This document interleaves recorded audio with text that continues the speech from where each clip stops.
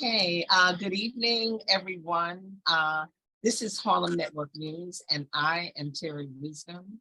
And as many of you know, Harlem Network News is a new media platform, and we started at the onset of COVID, and we are still here. We consider ourselves to be an essential service. We make sure that Harlem and the Harlems of the world are informed. Knowledge is power, and by having that information, folks are really moved to action and to just uplift the community. We are on Facebook, Instagram, YouTube, Twitter, and soon to be on public access television so that we can really reach more people. I'm going to just start this program by really just paying homage to all of our ancestors who have passed on. We lost many during COVID, and much has happened just in terms of gun violence. I actually celebrated the birthday of my son on January 6th, King's Day, and he was lost to gun violence on November 5th, 2021. He was 44 years old. So we celebrated his life. I'm also a member of Harlem Mothers and Fathers Saved, with Sister Joe Adams, who's doing incredible work. And she started that organization because she lost two sons to gun violence. So we have a lot to work on in our community. But today we are honored to have the Grandassa Models, who are just the epitome of many, many things that uplift our community in terms of culture, consciousness. And without further ado, I'm going to introduce the Grandassa Models. And we also have the daughter of a Grandassa Model, and I'll say a daughter of this movement, this great movement as well. But I'm going to start with Sister Kwame Brathwaite. And if you would just share who you are, whose you are, how you became a Grandassa Model. And of course, before I even go to that, there's an incredible exhibit called Black is Beautiful at the New York Historical Society. It will be closing on January 15th. It's been up, I believe, since July. So August. Okay, been up since August. So you have to make sure that you get there. It's a must. I believe it's going to another city, but right now in New York City, you got to get there.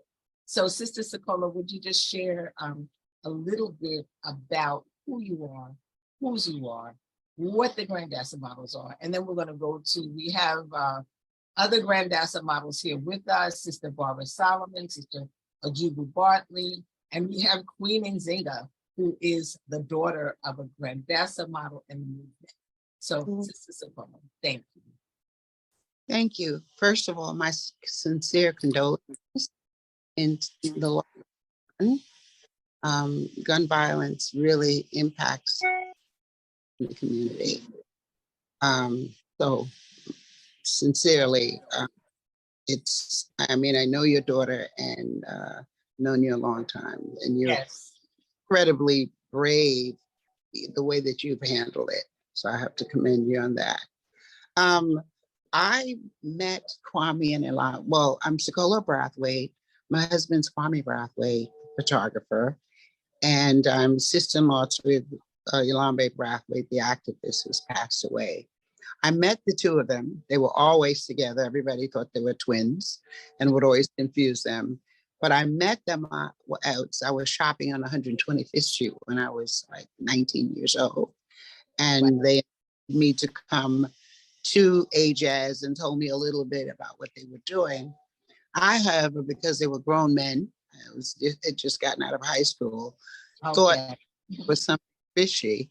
And so about a month after I got Kwame's card, I went up to the studio.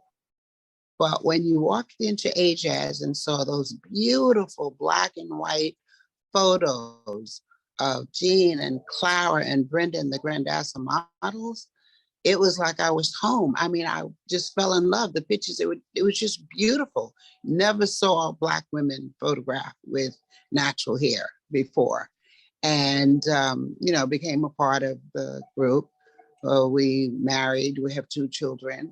But my first apartment, our first apartment, the walls were lined with the very same pictures that were lining the wall of the studio. So anyone who came to my house got to see all the Grandassa models because I loved, and I think I did my hair, did a photo shoot. I had pressed hair, but I immediately changed and became natural. It was just an amazing experience.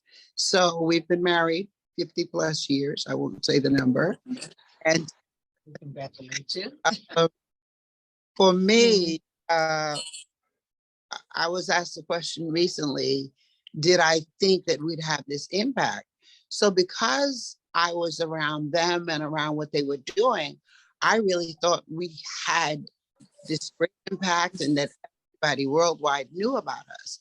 However, when I went to the African American Museum in May 2017, I got a rude awakening because there was nothing about us. And that's when I decided to take Ademola up on his request to have a reunion. So I reached out and we were able to do this wonderful reunion, and we're still together in 2018, and we're still together now, and are realizing that there's still so much work to do in terms of our people and our images and our young girls. So here we are. Okay. Well, thank you for that. And we're talking, this is Harlem Network News for those of you who are just joining us. And we are talking about the Grandassa Models. And Sister Sokolo explained how she became a Grandassa Model. But we're going to dig a little bit deeper. And I'm going to go to Sister Barbara, who is a Grandassa Model. Can you tell us what is a Grandassa Model and how did you all evolve to become the Grandassa Models, and also the significance and also the time frame that this happened? Because we want to make sure that everyone with Harlem Network News and our intergenerational audience has a full understanding. So introduce yourself, Sister Barbara, who you are and whose you are, and just what a Grandassa Model is. I'm Barbara Solomon. Adjoa is my African name. Adjoa from Chroma. I began the Grandassa, well, first of all, Grandassa goes back to the word Grandassa land that Carlos Cooks introduced back in 1959. I believe it might have been a year before that when he had a convention. And in the convention, 2 important points were made: that they did not want to be called the word colored or use the word colored to describe Black people, because before that, the Black people were referred to as you were a colored person, which doesn't really describe a color, it just says you were colored, some kind of color. And he said, if you're going to use the word referring to our skin color, it should be Black. And then he said, and if you're going to use the word of our nationhood, it would not be Negro, because there's no Negro land. There is Africa, and we came out of Africa, so we would be African Americans. And very few of us can locate the country that we were taken from. We used Africa as a general term to say that we were pulled from that place and brought here.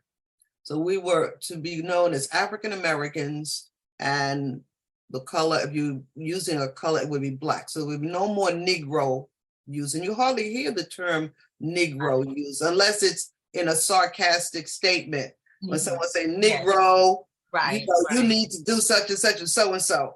Okay, that's how we use it now, but it's not used to describe, it's not in literature now, like as writing about the Negroes. You don't see that. It's writing about the African Americans. So that convention moved us to that point. And then as part of that convention, it was a understanding that there was a beauty and there's a natural standard of beauty, and that Black women are beautiful with who they are, how they are born, so that we don't need to constantly change ourselves to look like somebody else in order to be beautiful. Beauty is in the eye of the beholder.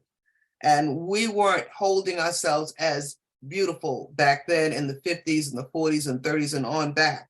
We were trying to emulate the standard of beauty that was put in front of us, which was a Caucasian standard of beauty. And none of us had thin lips. Most of us, no one had hardly thin noses. We all have nice wide nostrils, okay, to take in that hot air. We all have the kinky hair to protect us from that hot sun. Okay. And so our characteristics are based on our genetic history. Okay, so we shouldn't, and what they were saying, we shouldn't run away from that. Right. We shouldn't try and be someone else or try and look like someone else. Let's try and look like who we are. So that's how the Black is Beautiful movement starts to grow in the African Nationalist Pioneer Movement. Okay. Ilambe and Kwame took it and made it into applied it, made it work. Okay, so that you could see it. I'm gonna stop you for just a second, because this is very important what you're saying, and it's a huge bite.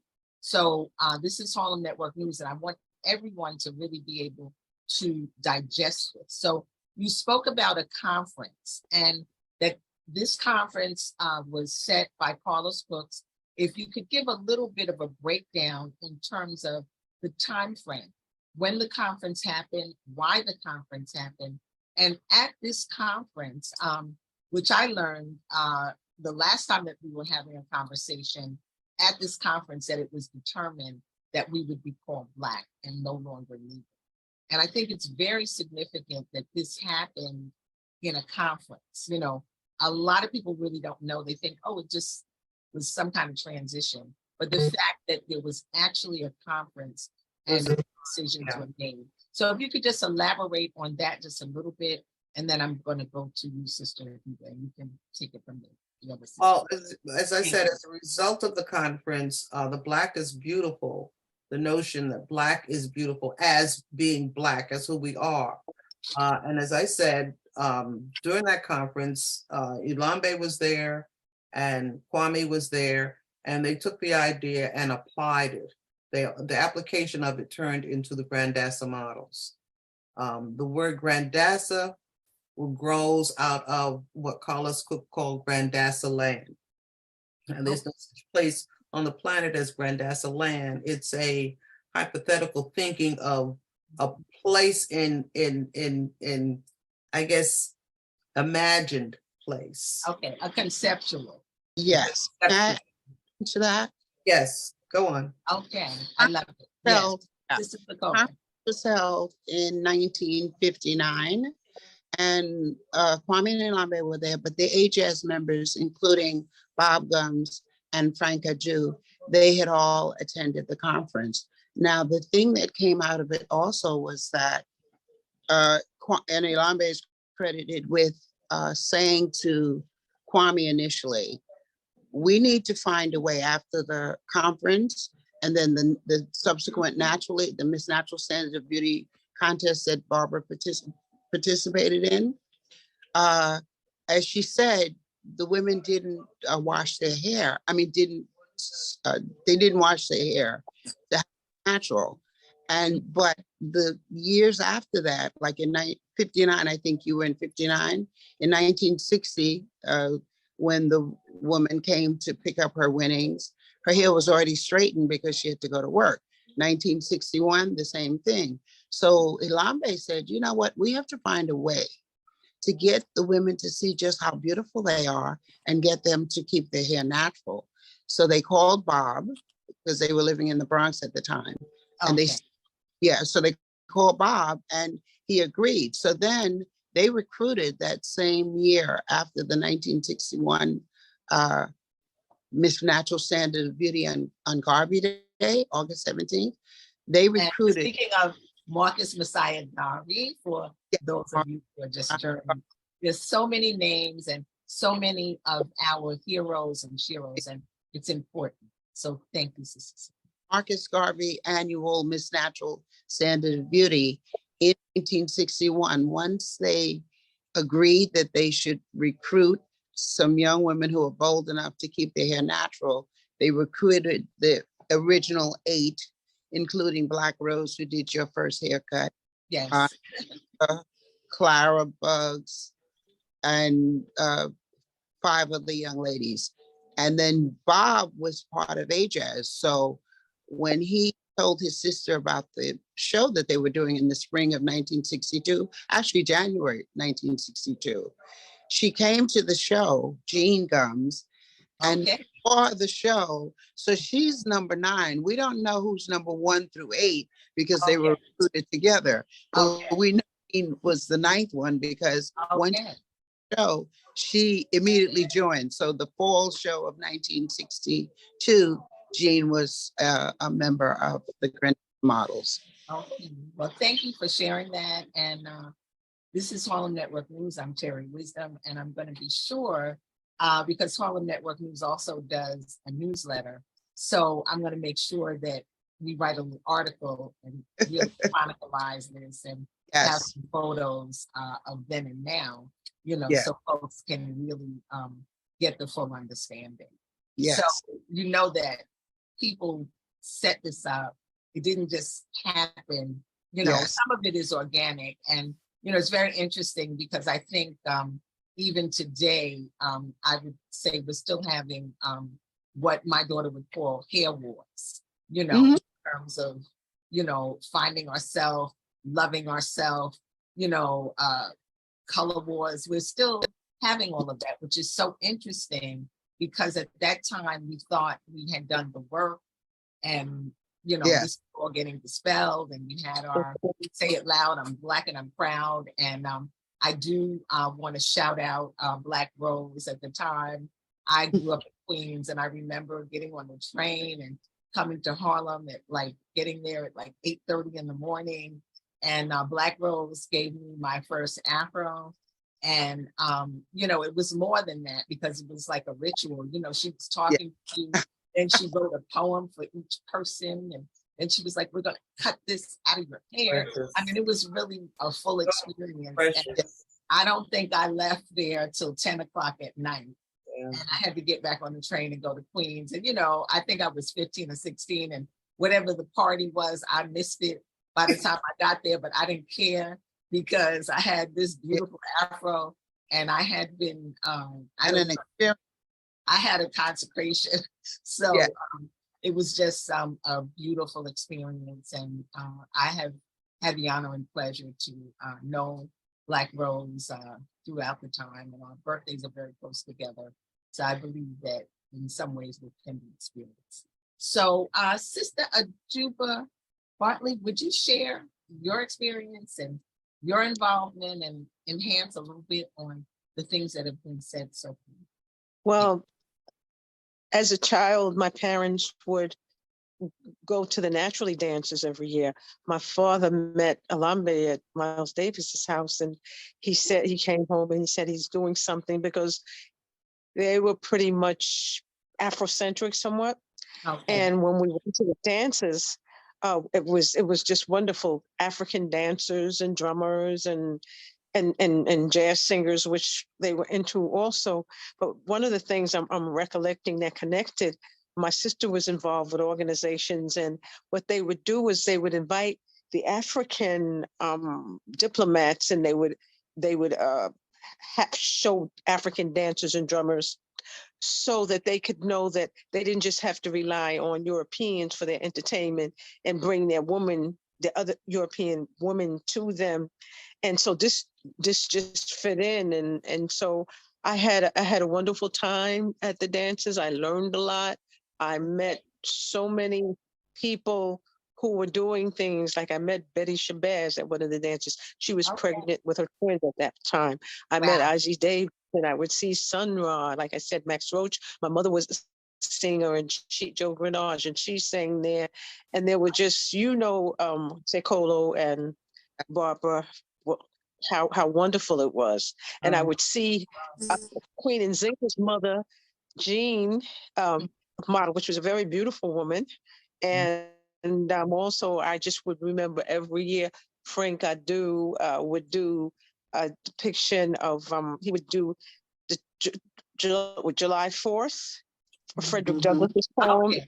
It was just always something wonderful, and it helped to mold me. It helped to mold me with confidence in my environments in private school, and I just knew that I had to do something because I had been exposed to this greatness, and it was embedded in me. And would you share, because this is living history, would you share who your parents were and a little bit about this annual dance? Where did it happen? My mother is Joe Grenage and my father was John Grenage. He passed about 4 years ago, and they were married for 73 years. Wow. And they just taught us who we were, and to love ourselves. You couldn't. One thing that I just remember coming up, I had a cousin come over, and we had a guest. And my father, I was so happy. He said, "We don't make fun of our people. We don't make fun of other Black people because they've been dehumanized enough. So why would we contribute to that?" He told my uncle, he said, "Until you teach her how to respect and love who she is, she can't come here because I don't want my children around that, And so strong. all I could say is that I learned a lot from that. And my sisters as well. I remember my sister and Marie Toussaint and a few people, and Zenzele before Zenzele was with the Grandassas, right? Marie Toussaint she was as well. One of the because they used to work with Jimmy Abu. He would have a gentleman named Jimmy Abu. You just remember some of the people in Ali years ago. And it's just been very rewarding for me because I carry that with me. Sometimes you work on jobs and you're different, and you see craziness. You see, like you talked about the color wards, the color struck, and the craziness. You see people getting benefits because of what they look like, which is insane. So, like I said, for me, at a certain point, I was a teenager and I became a Grandassa model for a while. But to me, that was like family. It was very natural. It was like family because I had been around that environment. I knew Socolo. I remember when she had Andola, and Andola must have been 6 months in the crib. Oh, wow. And they were very. So all I could say is that's like family to me, in addition to the experience. And I'm so grateful because it's made me strong and well-rounded. Plus, these people were brilliant, Okay. Well, thank you for sharing. This is Harlem Network News, and I'm Terri Wisdom. And we are really speaking about the Grandassa Models and a wonderful exhibit that is happening right now at the New York Historical Society called Black is Beautiful, featuring the photography of Kwame Brathwaite.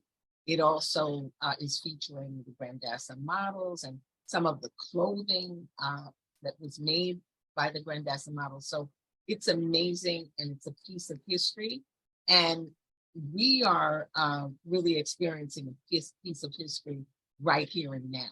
Now, Queen Nzinga, if you can tell us who you are, whose you are, what your connection is to the Grandassa Models, a little bit about AJAZ, a little bit about the organization. I know that you mentioned that your father came through. Thank you very much. Okay, my name is Nzinga, aka Queen Nzinga, only because I was named after Queen Nzinga, which was my mom's concept, approved by my father, who was, my mother is Jean Gums, the sister of Bob Gums. My mother was a Grandassa model. my uncle was one of the original founders of AJAS.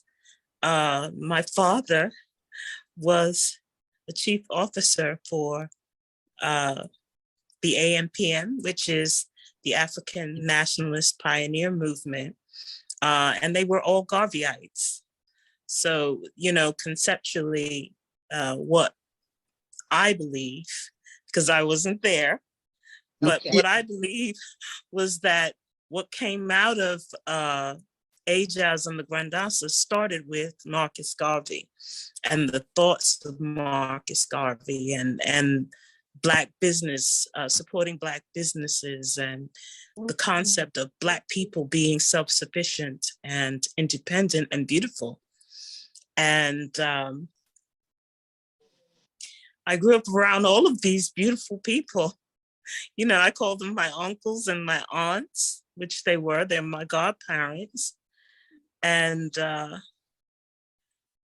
then I started doing my own work, which was outside of what the Grandassas was doing. I was a child when they were, still doing their work. I didn't know what it was. All I wanted was candy and loveys.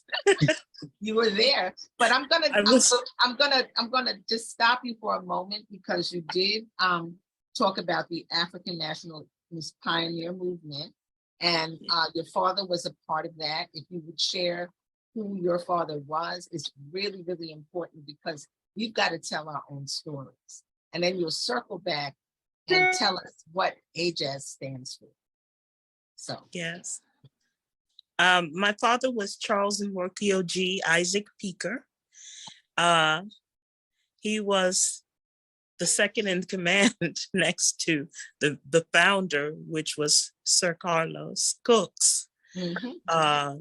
And they were, like I said, they were Garveyites, and they were really carrying the mantle of what Sir Marcus Garvey did for our people. As some young people don't know this, but he was excommunicated from the United States because his movement was so powerful and so pervasive, and having people, just become conscious. It was a movement at the time. And even Malcolm X's father was part of Marcus Garvey's movement. So the influence was great. The arm of it was great. So my father was influenced by it, as well as my mom and the family. And, there you have it. The outshoot, the outcome, or the continuation of what he was doing, what he has started here in the United States. It's amazing, and there's so much, even in terms of this is Harlem Network News, and I'm Terri Wisdom, and we're honored to be here with the Grandassa Models, and with a daughter of the Grandassa Models and the movement. Very powerful referencing to the Honorable Marcus Messiah Garvey, and we were talking about when he was just excommunicated from his country. And it's so interesting because our world is so connected and so big. I learned maybe only about 10 or 15 years ago that Marcus Garvey's uncle lived in Costa Rica, in Port Limon, where my partner Bernardo Ruby is from. And there were actually boats. There were ships that were ready, docked. Yes, the Black Star Line. Black Star Line. And many people in Costa Rica, including my partner Bernardo Ruby's grandmother, lost their life savings because they all had shares and had invested in the Black Star Line and Marcus Garvey. So there's a lot of interconnection among us. So very, very powerful.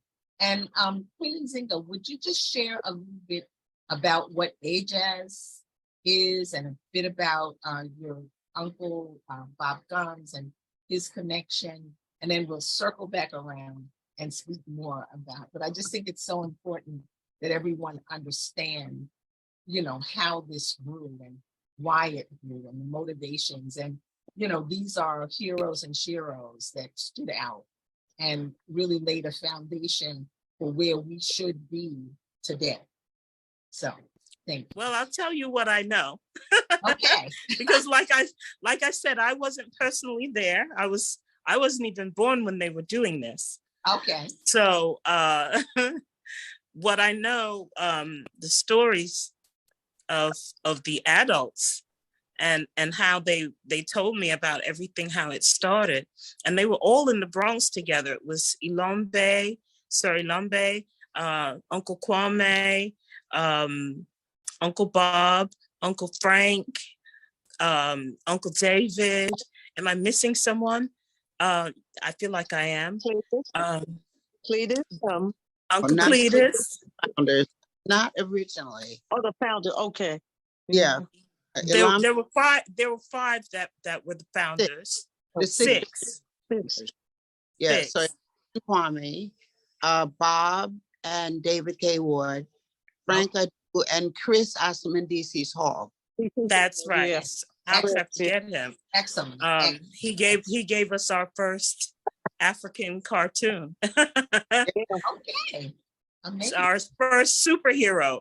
Yeah, in Little Zane. Little Zane was the character. And would you repeat the name that gave the first African cartoon superhero, please? Chris Asamandisi. Wasn't that Chris? Chris Yes. Asamandisi Hall. Asamandisi Hall, yeah. Yes. And so my uncle and my mom, obviously they were brother and sister. My mom had gone to one of the shows prior and it was convinced by her brother to become part of the Grandassas, and she thought it was so crazy, but because she was so shy. But he convinced her and she began to wear her hair natural. And like many of the ladies, she performed, she was modeling. And I believe, and correct me if I'm wrong, ladies, the first night they were sold out. The first showing, they had to extend the evening to do 2 shows in one night. Absolutely right. And this was how popular they were at the time. And you have to remember back then, Black people, male and female, were not wearing their hair natural. Everybody was wearing concholine, what we call now relaxers, Right. and pompadours. So that was the fashion of the day. It was the aesthetic of the day so that they could keep their jobs. The Crown Act didn't exist back then. I don't know if it really exists today, but we're working on it. Yeah. So this is a process. So it's very, very powerful. Yes, Barbara, very. Would you share? Because I feel like there's a lot you want to say, just in terms of this whole experience and the kinds of things that the Grandassa Models did, the shows, how long did the Grandassa Models, and obviously you all are together now and laying another foundation. So if you would share a little bit about that, Sister Barbara and Sister Ajuba. Yes. Well, like Ajuba said, it was just a glorious time. We were in the throes of our youth. The best time that I can think of back then. So all the juices were flowing, and the excitement was in the air for Black people. And it was contrasted against the Jim Crow South, which was still at that time very much in play, and it had its structure set up. It didn't get busted up until the civil rights thing came along. But this is sort of, Emmett Till and the Black is Beautiful movement sort of set the stage for all of that stuff to happen. We started growing in a different direction as a people. And the Grandassa Models, the Miss Natural Standard of Beauty, the Black, thinking of ourselves as Black instead of Negro, as African Americans instead of Negro, and Black instead of colored. It sort of opened up a box, and I won't say a Pandora's box, but it opened up a box of liberation for us. It allowed us to grow in a different way, and it allowed us to grow as a people and to accept ourselves as a people and how we look. We see it today. It manifested itself today in a popular culture with everybody wearing their hair. You have your hair, I think, in braids or locks. Yeah, in locks. Yeah, locks. You have, Sokola, you have your hair in twists or braids. Twist? You're muted, Sister Sokola. You're muted. You're muted. Okay, but the thing is that it allowed for such a plethora of different ways that we can wear our hair that are all natural to us. Okay, and that, I guess, brought about a liberating thought process and thinking of who we are as a people. And I really believe, Terry, that process is still going on. That was the start of it. That was the start of it. We're still trying to find our way. We're still, I mean, we've come to a point where we're still pulled down. The anchor is still pulling on us with the gun violence and the drugs. We're still being dragged. That's still the anchor we're dragging. All right. And I guess we have such potential as a people. When you see what we've done, and I mentioned this before, 150 years, I don't think it's been 150 years out of slavery, but we put 2 presidents in the White House. We've got a Supreme Court justice. We have all kinds of judicial people, lawyers and doctors. We're all over the place in different fields, but there's still a lot to be done. Our children are still not being properly educated. Okay, we still think of ourselves as, the young girls coming up still think of ourselves as sex symbols, where we have to show our bodies and display our genitalia in order to be accepted or looked at by a man, attractive to a man. That's going to come to an end, I really believe, because it's sort of getting worn out. There's so much genitalia you can show before you butt naked. Okay, so we're moving through that. That's going to end. The drug thing will also subside within our community, because I really believe that we are slated for greatness. I don't think God dumped all of us here out of just it's nothing happened without a reason. This is not haphazard stuff. This is not coincidental. I think this is a bigger plan that we don't see. Okay. And I really believe that when I look on backwards and look now and look to the future, I see us moving in an upward direction. That coin or that line is moving upward. It's not moving downward, even though we think it is because of the drugs and the guns and all of that, but it's moving upward. And I think the start of it is back with the Grandassas, college cooks, and all of that. That's the beginning. We can pinpoint that. All right, where it's going, we've all got to stay healthy.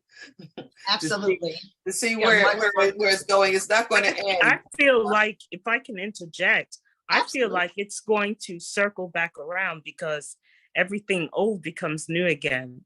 Mhm. So, you know, what younger people deem popular right now, the way that they're moving, the way that they're operating, is pushing for the old to come back in, because the morals, the values, the standards are going to become different because you've worn it out. Yeah. You know, you were talking about the genitalia, you know, everybody's got these body parts. Right. You know, How much that's of not it? Right. but to say is that it's not special. It's not different. We're all born with these body parts. What makes us unique is how we move in the world, how we choose to move in the world. And I believe that what the Grandassas and A-Jazz, you all were young people. You know, you were in your teens and 20s, early 20s. Nobody was, you know, above that. And you all were moving differently. Yes, it was a different time, but racism moves throughout time. It doesn't change its face. It doesn't stop discriminating. So, you know, the eras change, but the way we fight has to become different. And A-Jazz and the Grandassas are what I call artivists. I like that word. I love it. Coin the phrase. This is Harlem Network News, and I'm Terri Wisdom. And Queen Nzinga, can you just expound on, because we've said this a few times, A-Jazz? What is A-Jazz? What does that stand for? What does that mean, Lord? And Auntie Sicolo? Yeah. okay. Yeah. So There A-Jazz she goes. is for the African Jazz Art Society and studios. So when Kwame and Yolanda and Bob all graduated high school around like 1956, 1957, they formed this group because they thought they were really hip and they loved jazz, and they used to do these jazz concerts. So they had and to interject, jazz was like, for you kids, the hip hop of today. Okay. Okay. So, break it down. Yeah. So now at 751 Kelly Street, where Kwame and Lambe live, in the basement is where A-Jazz met for about 5 years. And then in 1961, when they were able to get a studio, they moved A-Jazz to 125th Street. So initially it was AJAS, just African Jazz Art Society. But they got the studio, they added the extra S, and it became N Studios. So that's came about. Which is so cool, because back then, you know, what were they doing down there? Were they even allowed to be in that community? But they were. And they also were producing jazz concerts. That's amazing. So because today they would be considered to be like the Migos. The young people will know what I'm talking about. Okay. They're like the Migos. Okay, so you gotta tell the older people what the Migos are. The Migos are producers of today's music and performances, and you know, because it's the same thing, different name, different faces, but same principle. And in addition to that, they weren't old enough to get a cabaret license to produce the jazz concert at 845. So in A-Jazz, there was one woman, and we failed to mention her. She's not in the photo. Her name was Shirley Anderson. And Shirley was a court stenographer who was older than them, and she liked jazz. She's the only female member ever of A-Jazz. And because she was 21, they were able to get the license through her. And that's how they were able to. Wow. What stories? Well, I think one of the interesting things of the time, because when I believe it was Queen Nzinga was saying that it's so like phenomenal, because all of this movement was coming from young people who were just out of high school and all of that. And as we move down the chain a little bit further to the late 60s and the early 70s, when I was coming out of high school, I'm always telling the young people that a lot of the movement came from the young people. You know, people were wearing their afros, they were saying, stop the war in Vietnam. You know, it wasn't like older people were trying to tell us to do that.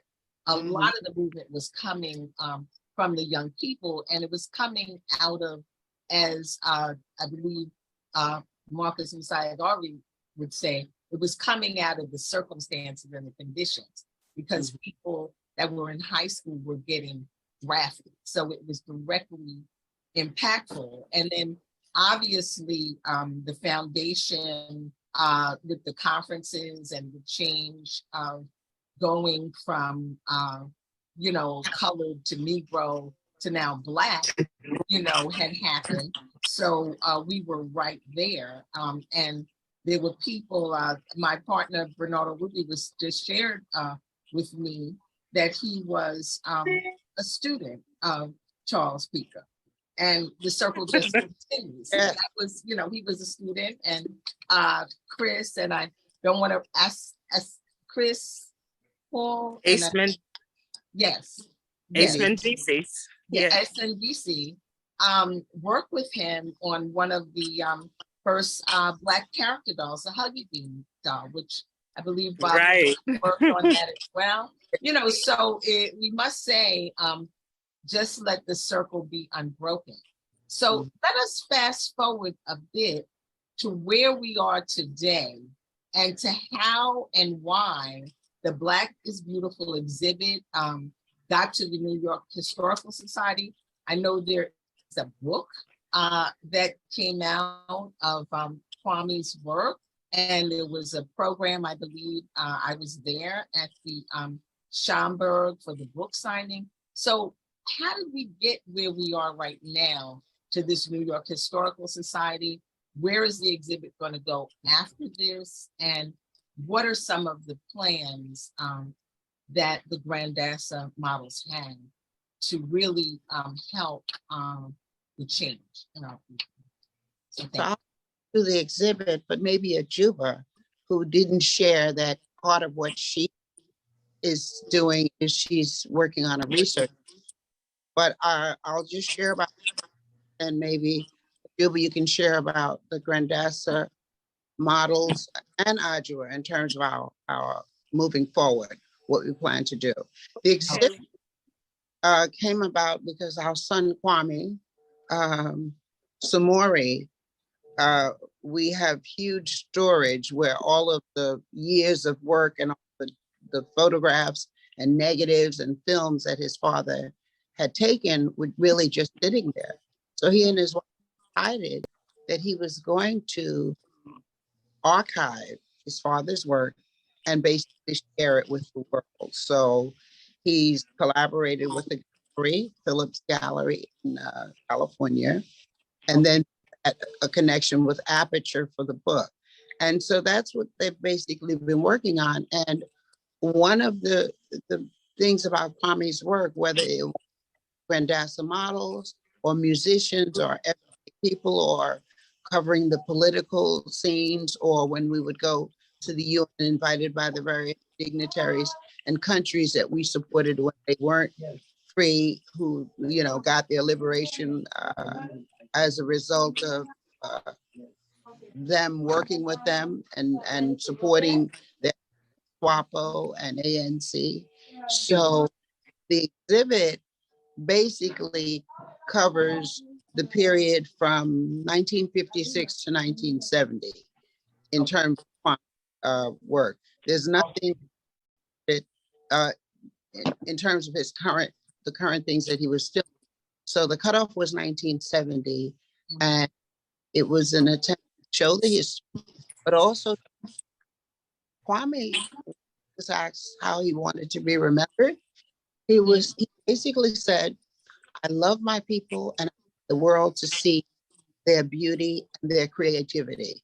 So art and beauty, he wanted to reflect that, whether it was music, or a musician, or whether it was the artists, painters, sculptures. He wanted to really how creative and how beautiful we are.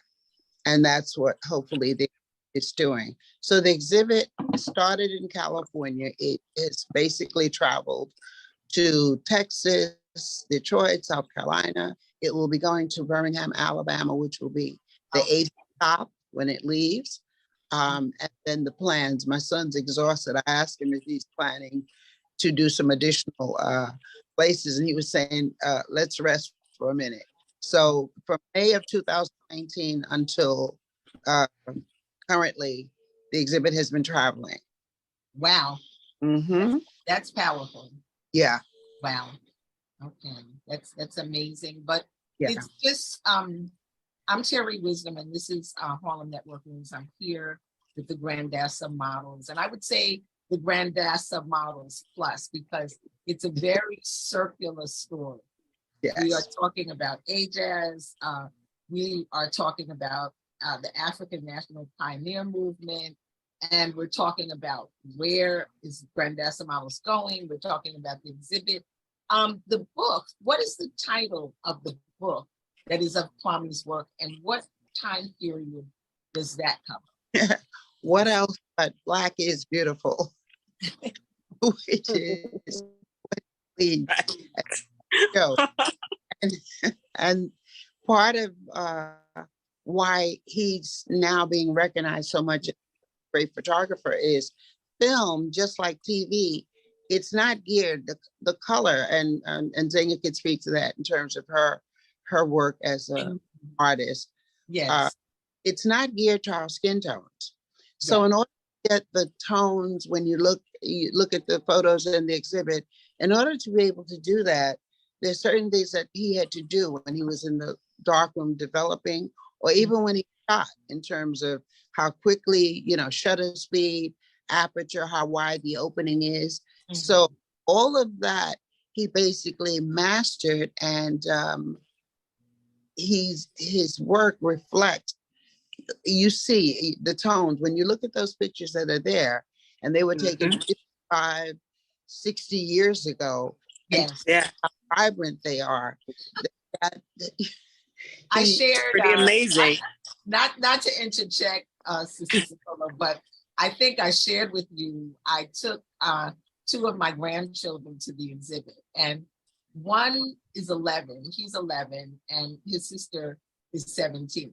And the 11-year-old, when, he was looking around, and I think he's pretty prophetic, he said, well, how did they get all these good shots at that long time ago? They didn't have equipment. That long time ago. Yeah, so I just thought it was interesting that was a perception, and he's absolutely right. I know from being a filmmaker, and interestingly, one of my mentors, Madeline Anderson, who is in the African American Museum as a filmmaker, she worked with Bill Greaves and a lot of other people, and she was the first Black woman in the Film Editors Union, and she signed my application. But I always remember that when we would go on shoots, we would, we worked with children's television workshop, different things, but we would always use Fuji film. And the reason for using Fuji film was because that was coming from Japan, and it still wasn't exactly right, but it was more to our skin tones than the other film. So we shot Black people, we used Fuji film. So very interesting. And we still do it today. Okay. Okay. Yeah. So we were, Sister Ajuba was going to talk a little bit about the research, the history, and certainly Queen Nzinga, we want to talk about what kinds of things you're doing now, because I think you were born into this, and it has something to do with what you're doing and why you're doing it. So let's hear about the research and your research. Yes, thank you. Ajuba? Oh, you were talking, okay, I thought she mentioned Queen Nzinga's name. I had a few things that were going through my mind. I'll say that right now, my husband and I are in the process of doing a research center, archiving our history from, oh my God, he has documents, slave documents, he has all kinds of documents, and we have a collection of artwork and sculpture, just that's one thing. But I couldn't help but think when Nzinga was talking about Mr., we used to call him Mr. Pika, your father. All right. And he would give long lectures. And then what impressed me at some of the dances was I'm just giving some of my. And he gave long lectures when I was growing up. Yeah. And what happened was they would wear their uniforms, their ANPM uniforms. Oh, wow. And I was so impressed seeing all these men, of color, and they would have these uniforms on. And didn't they wear a red fez? Was it a red fez that they wore? Yeah, the Okay. Tashakas would Yeah, wear and leopard you know, and feathers. they would do their drills. They were levels. They were different levels. And Yeah. it was just wonderful. And one of the things I liked, I don't know if it was Kwame or Alambe and Numsa, they had a party, and in order to wear your hair, in order to come to the party, you had to wash your hair. You washed your hair there. I mean, my hair was already natural, but I just loved that because we used to do that in Brooklyn, in Brooklyn, Okay, Brooklyn so Core. when you came to the party, you had to wash your hair. Okay, I'm In order loving to get in.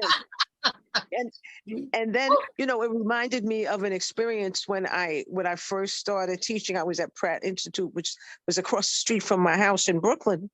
And I was teaching some of the young girls about Marcus Garvey and Malcolm X and everything. So they called me into the office and they said, teaching these young girls about that. So, they let me go. I mean, I eventually went back to another office, but, you just remember the good and the bad of it, because they weren't ready.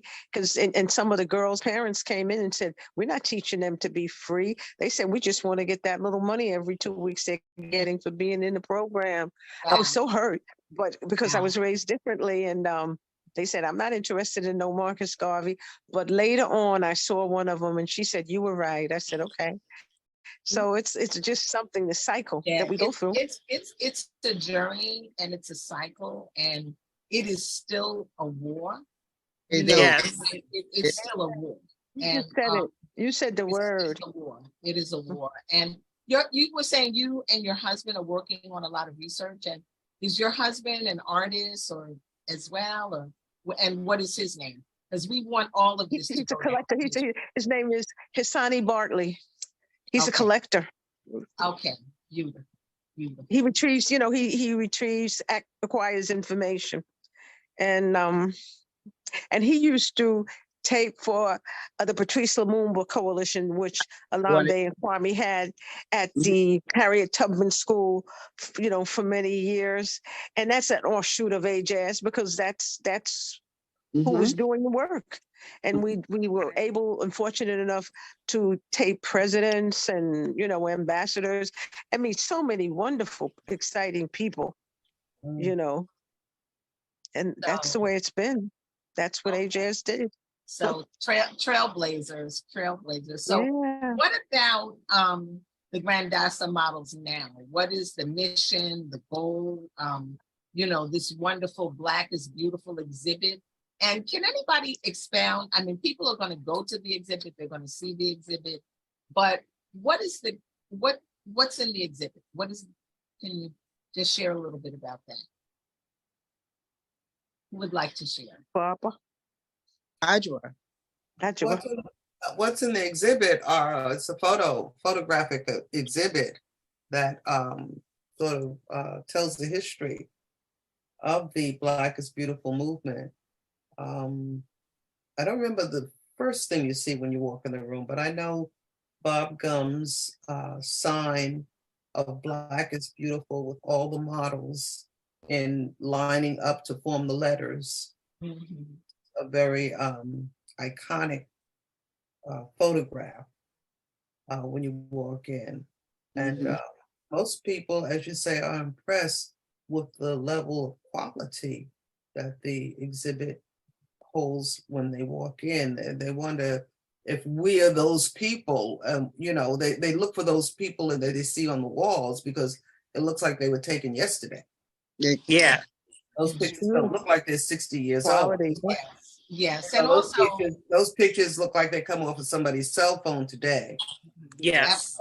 Yeah. The retro, as they say, the retro of the clothing, that's kind of happening where young people, they call it thrifting, so there's all of that. And, we must also salute our brother Bob Gums, who is one of our ancestors. We have to give all praise and salute to him. And I actually have one of his, I guess it's a cutout of a jazz musician from the last time that he did for Bernardo's birthday. And I'm so glad that I have that.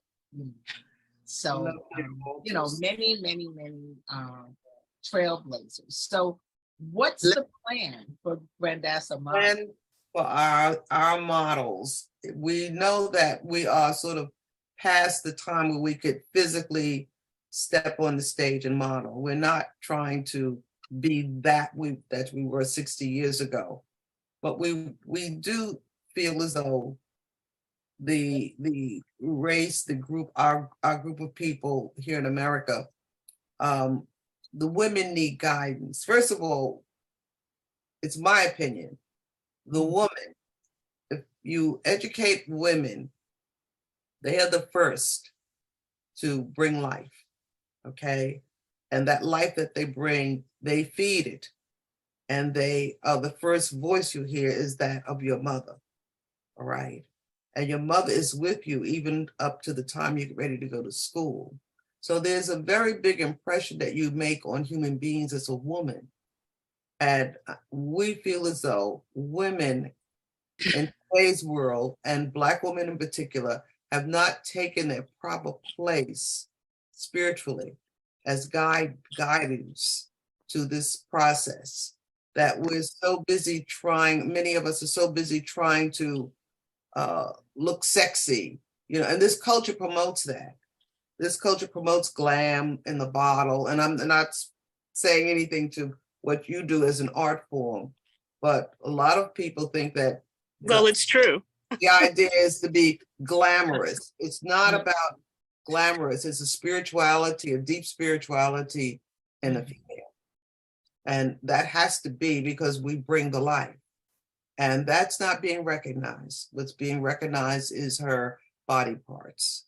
And we would like to, I mean, sex is good. We're not saying people, you know, don't have sex. We're not saying anything like that. But we're saying that the woman's part in that is not the part of just showing herself to be desirable, that there has to be something deeper than that. If you're bringing life and you're nurturing life, you nurture it for 9 months and you nurture it for a number of years after that, that there should be some spiritual grounding to that individual. It shouldn't be off with doing crazy stuff. Right. So we're trying to think of ways to bring that forward. That's what when we meet, we talk about. Those are the things we talk about. And also, Bring other models in to do modeling again, because model means you're an example. Right. Yeah, that is what, and it's interesting. I'm Terri Wisdom, this is Harlem Network News, and we are having a very robust conversation with the Grandassa Models, and just the mission, the goal, what it stands for, the embodiment of model means model example. I love that. And it also, when you were, you know, making the statement, I was thinking it shouldn't be superficial. yes, Not superficial beauty, not because you have the eyelashes, not because you got the long nails, not because of, you know, hair, you know, and it's very concerning to me, having come through the late 60s, 70s. I attended a Black college, Lincoln University. When I was there, you know, Gil Scott-Heron started the band, you know, so many things. He was a classmate.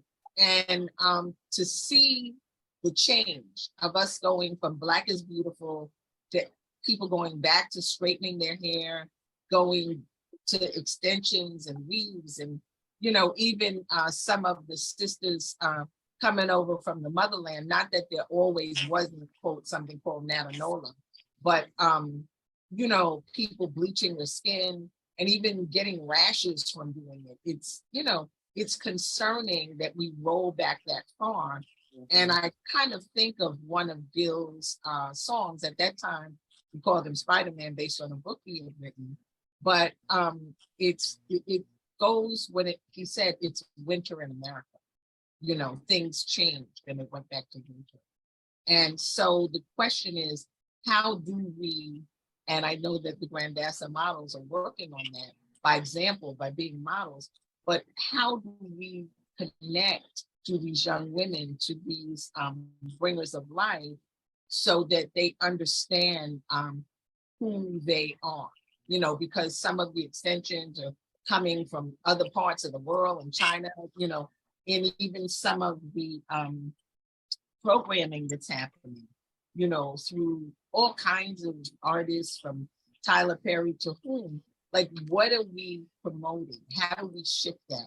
How do we change? You know, I have to interject here because, you know, I'm in the middle, yes, of the previous generation, which was your generation, right, my generation, which is right behind you, mm-hmm. and then younger people who are younger than myself. I'm in my 50s. I'm in my mid 50s. Okay. So, you know, being part of the entertainment industry behind the scenes, helping to create images of a lot of the artists that I've worked with. You know, I came in as a makeup artist, but I was more than a makeup artist, you know. If you sit in my chair, we're going to have a conversation. Of course, of course. And, you know, being that I came from where I came from, that doesn't change. Also, the logistics, it just makes sense. But I think what's happening right now, and I really have to say this, I don't care if anyone agrees or not, the responsibility and the accountability of men in this movement is not there. The difference that I see was the previous generation, prior to my generation, was that Black men understood what it meant, and the premise of what Black is Beautiful is about came from Black men.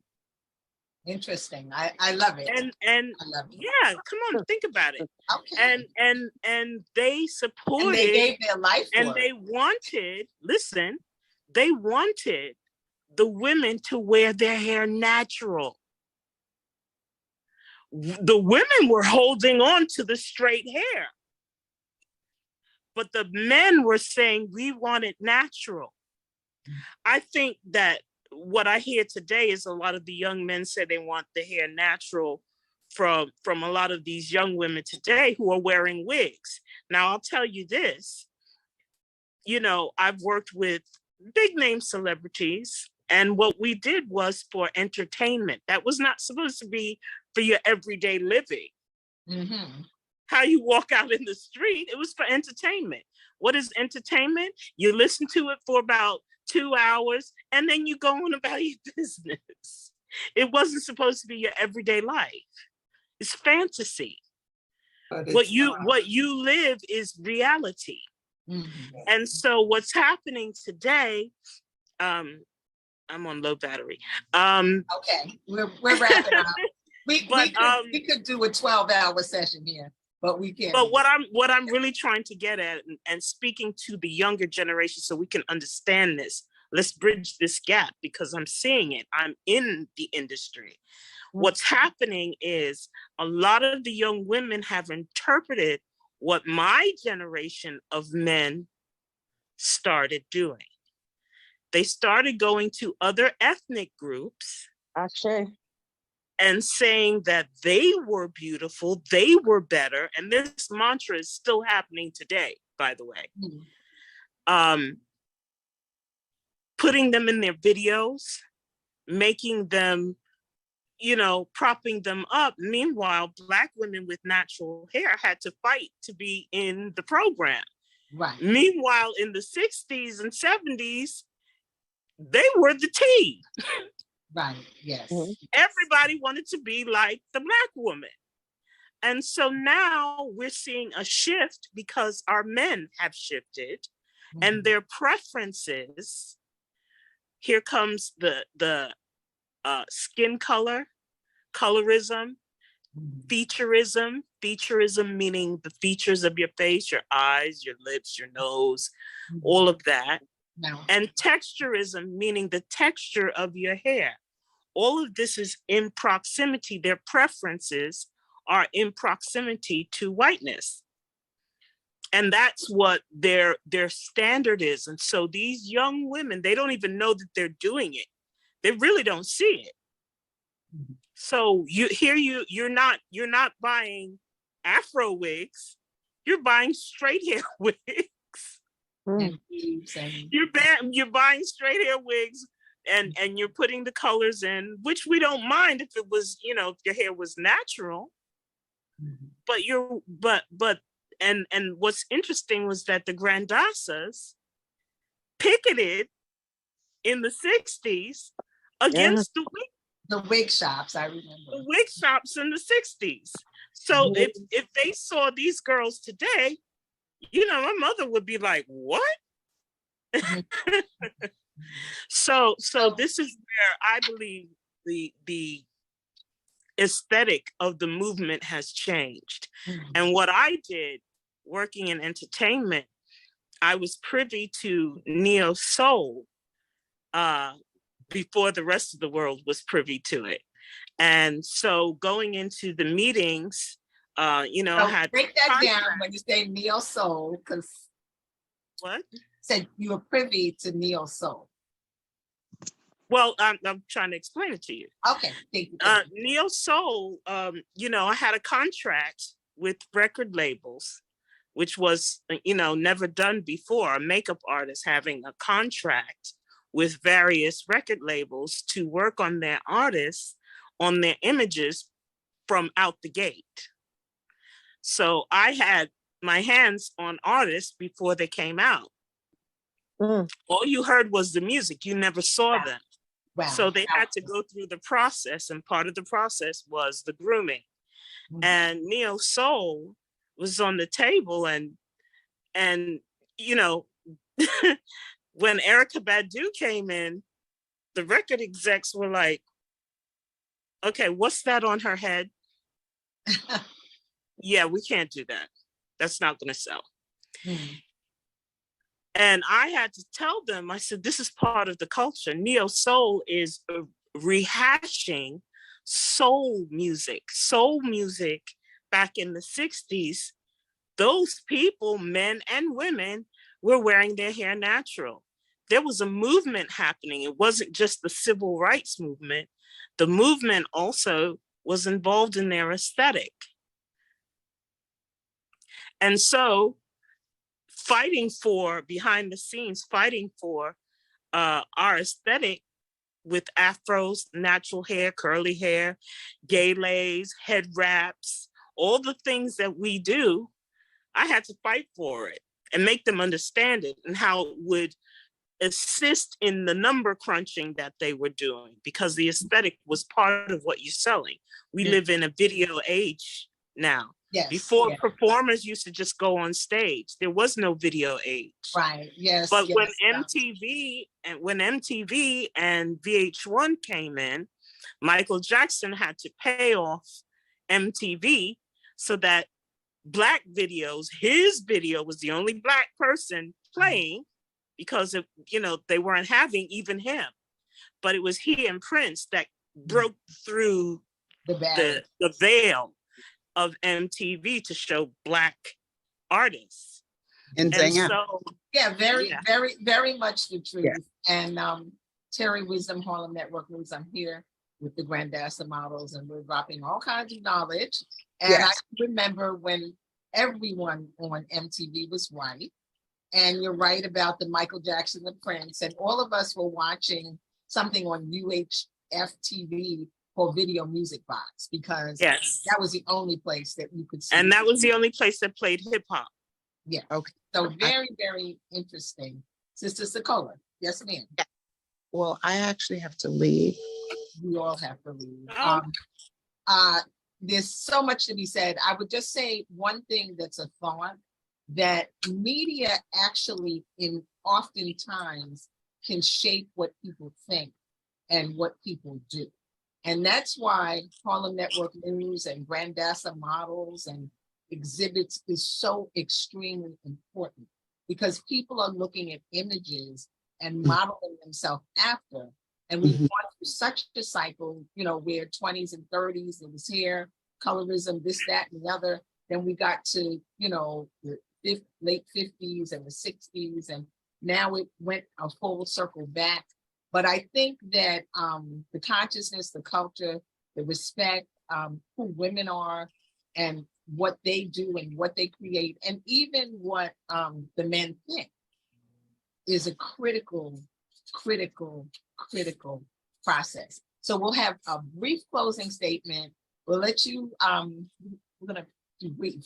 We're gonna let you go first or last, Sister Sokola. You wanna go first? First, basically, I would just like to say that the exhibit, because I didn't really answer that, the exhibit consists of album covers. The Grandassa models were on several Blue Note album covers with their natural hair. It consists of the posters and the flyers that used to be collector's items, because graphically, Bob and all of the AJAS, Kwame, they were all a graduate of School of Visual Arts. So their flyers, the other artists used to wait for their flyers so they could collect them. So we have flyers, we have the album covers, we have photos, and you can download Bloomberg Connects, which is an app that allows you, instead of using headphones because of the whole COVID situation, you can actually download it. And when you're in the exhibit, there are 10 descriptions that are on that app. And there's also the music that's playing is the music that was being played during that time back in the 60s. Well, thank you for sharing that. And would you like to give a closing statement and thought, Sister Barbara? Yes, I'd like to add on just a little tidbit to what Nzinga said. You didn't have to convince them to do the very sexy scenes. Nobody had to convince them to dress women up in very sexy outfits, but you had to convince them about the neo soul. Mm-hmm. Okay, so it's an education process. Mm-hmm. People will always resort to their lowest level. Mm-hmm. It's up to women who again do the nurturing on the planet. All women, not just Black women, all over the planet. This is what women do. We must lift up the standard. Yep, it was AJAS that did it first, and it was men involved at first. But now the pendulum has shifted, and it will be women, because we are the other half of the population of this planet. Mm-hmm. There's men and there's women. All right. So now the men have their say. It's time for the women to step up. All women. Okay. So that's what we're dealing with here. To step up and say, no, this is enough. We're going to do it this way, and you're going to accept this. We are not going to be your play toys. We're not going to be your icons of sex. Okay. If you want to figure out how to do it some other way, but you're not going to do it with women, because we are spiritual things, we are spiritual beings, and we bring forth life, and you must respect that. Okay, well said. Sister Ajuba Bartlett, yes. Closing statement. Yeah, well, I'm just very excited about the whole project. I have a few young people that I'd like to, in turn, bring aboard, you know, to become Grandassa models. They're excited about it. I have to call a few tomorrow because the exhibit is leaving, and some of them are working very hard and just growing and evolving, as well as sharing whatever we have as elders with them. So I'm just excited that we're at that point. Okay, excellent. And Queen Nzinga, a closing statement. You, daughter of Grandassa and the movement, closing. Well, I think, you know, I agree with the ladies. I affirm everything that they're saying. And in addition to that, working behind the scenes, being able to tell our stories as they are. I'd like to work on documentaries, TV series. You know, I work on one of the most popular TV series on the Stars Network, and have worked with them for several years. But I also want to tell, I'm sorry? I said, can you share which one it is, or? Well, it's the stars, the power universe is what they call it. So I work on Power, Raising Canaan, Ghost. But I also want to tell our stories from a different perspective. The stories of the Grandassas, the story of my father, Charles Peaker, the AMPM. I want to tell the stories about Ajaz and the Grandassas.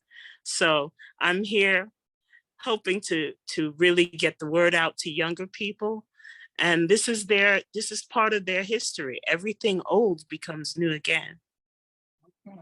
So well said. This has been an amazing conversation.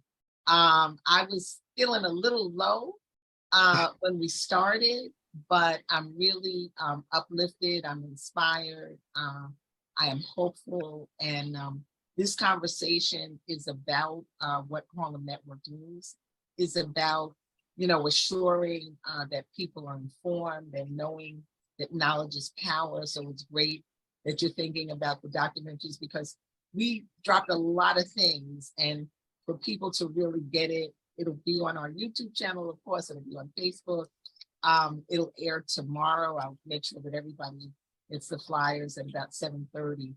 But this is a conversation that people need to listen to over and over. And I also will write the article. So this is the epitome of what Harlem Network News is about. And we encourage everyone to join our YouTube channel, as well as to just reach out to us. We're at 646-261-5397, Harlem Network News at gmail.com. You can also contribute by Zelling us at Harlem Network News at gmail.com, or Cash App, $ Harlem Network News, or just go to our website. You can donate that way. But if you have stories or information or talent, come to us as well, because that's a What is the number again? What is the number again? 646 Mhm. 261 261? Yes, 261 Uh-huh. 5397. And we'll be Okay. putting it up in the chat, and when we promote, so everyone will know. But thank you so much, ladies. I'm feeling the love and I'm feeling the beauty. Yeah, and you also have my condolences about your son, losing your son. Yeah, thank you. And it's interesting because things happen, like I said, out of the circumstance. And I was always doing the work, but I have to do it more. And you find out how many people are part of this club. Not a club anybody wants to be part of, but many of our people have experienced this. And I kind of don't even say that he was killed and shot by a bullet, but it's really systemic racism as all of this goes on among one another. And also we want to make sure that people know that they can get the book. What is the title of the book, Sister Sokolo? And are they able to get the book, Kwame's book, at the Historical Society, or is there another? Yes, Black is Beautiful by Kwame. Okay. So we need to have many more conversations. Okay. Thank you. Right. All right. Okay. Good night, ladies. Good night, everyone. Okay. And I hear some mention about a children's book, so we'll have to look towards that as well. So thank you. And good night, everyone. For having us. Okay. Good night. Right. Thank Good night, you. everyone. Okay. Take care. Blessings. Good night. Stay strong and beautiful. Black is beautiful. And Terry. Okay. Bye-bye. Bye-bye.